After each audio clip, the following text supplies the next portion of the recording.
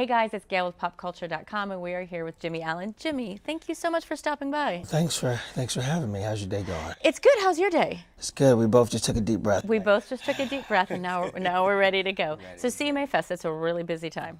I love it. For me though, it's like it's in the middle of the year.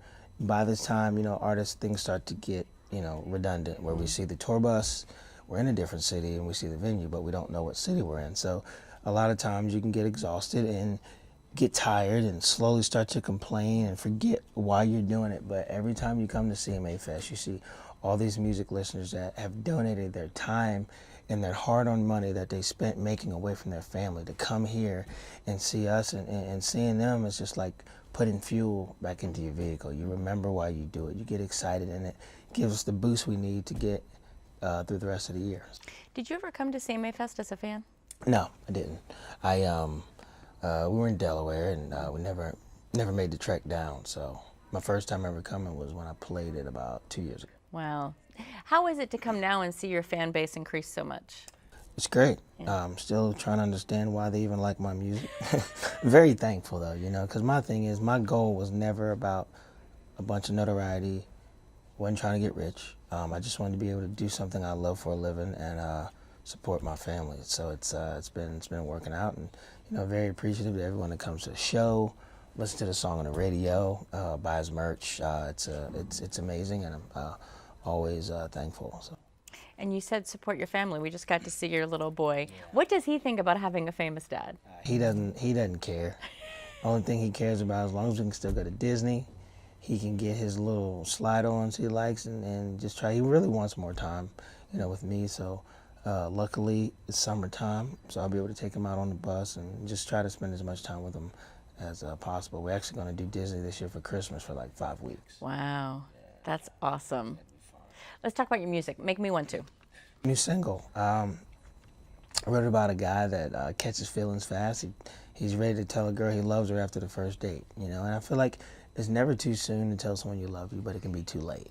So I'd rather, if you got feelings, if you love them an hour in, if you love them 2 days in, and people try to say that's not possible, but I'm a fan of the Renaissance days where there weren't any distractions with social media and everything, and you could just focus on that one person in your life. And I felt like love was sooner back then, and it was a lot stronger because, we look at Francis, the prince and then the king of Spain, and Mary from Scotland.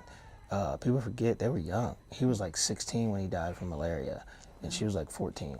And they were literally in love back then. And I wasn't around back then, but I definitely wish I could have been there to experience the pureness of relationships and love back then. So have you done that yourself? What? Professed your love to someone early? A day in? I had to ask. I had to ask. I know. I thought about it. I bet you did. Okay, so Make Me Want To is from your wildly successful freshman album, Mercury Lane. Yeah, it's been great. Yeah, your fans really rallied around that.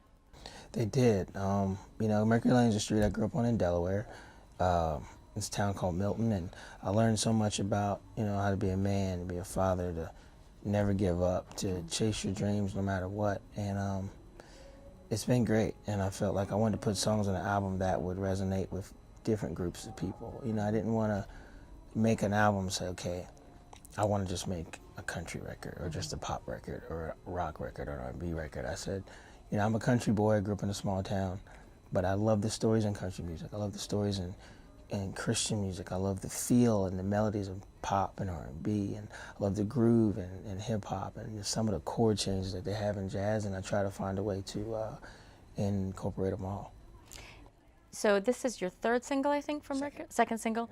When do you start in the process thinking about new music and working on a new album? Do you start that right away? Yeah, we've already started. I have the mindset, whenever I get inspired, we write.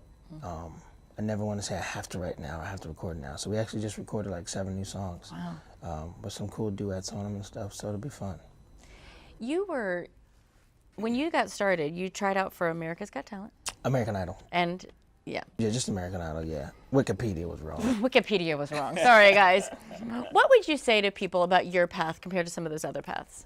I would say mine, for me, it was a cool experience. learned a lot just about mental toughness and physical toughness, about being awake all day.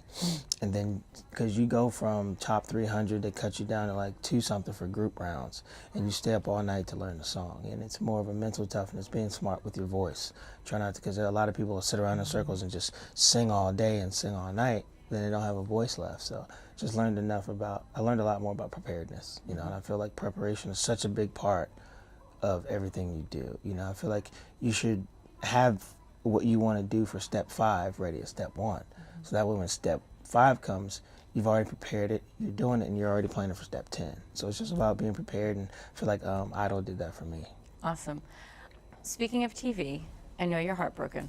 Yes. Game of Thrones Yeah.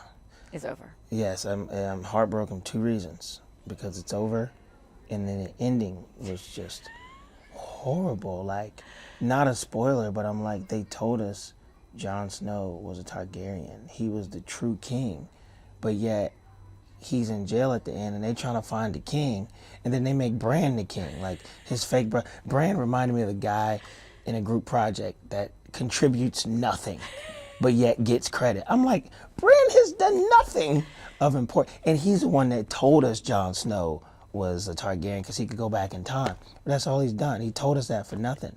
Arya trained for 7 years to kill Cersei, and then they let Cersei die by some rocks like that in an episode of the Flintstones. I'm like, what is this? He's having some big problems. I have Do a we serious have a therapy issue We with do. I this? need to. You know, they actually had a 1-800 for people to call to seek counseling because people invested 8 years into this for an ending that we could just love, and then Jon Snow kills Daenerys, and I'm thinking, you know, he's gonna rip the face off, and it's gonna be Arya, but no, Jon Snow, then the dragon comes in mad, rah, and burns the Iron Throne, and then grabs Daenerys' body and takes her to Dragon Heaven. I don't know where they went, but it was ridiculous. I was upset. We're going to get him some help. Really quickly, before I let you go, I know in addition to you being a fantastic father and you working on your music career, you're also working on an acting career. Talk to us about that a little bit. I've had a dream since I was a kid to be an actor as well. You know, I did musical theater in high school and in college and post-college, and I got a few TV things I'm working on, and I'm actually doing a movie of my life. We just started writing that, and the plan is to bring in like 2 or 3 A-list actors to help make the movie valuable. Kind of do what Eminem did with 8 Mile. Are you going to play yourself? Yes. Awesome. What do you love about the acting part as opposed to the singing part? Because that's a different part of creativity. See, what I love about the acting part and the singing part is similar to where you can become a different character in the album and in the movie. But in a song, when you sing about it, people think that's you. You know what I mean? So if I sung a song about robbing a bank, people would think Jimmie Allen is a bank robber. But if Jimmie Allen, the actor, played a bank robber, when the movie's over, nobody thinks that you're a bank robber. So it gives me a chance to try different characters that might seem cool. It's another lane of creativity that you can't really do in music a lot of times because that's more of a visual. You got 1.5 hours to 2 or 3 hours, however long you want to make it, and kind of become someone else. I think it's fun. Awesome. You keep us posted on that? Oh, we'll do for sure. Awesome. For more on Jimmie Allen and all your other favorite artists, please visit popculture.com.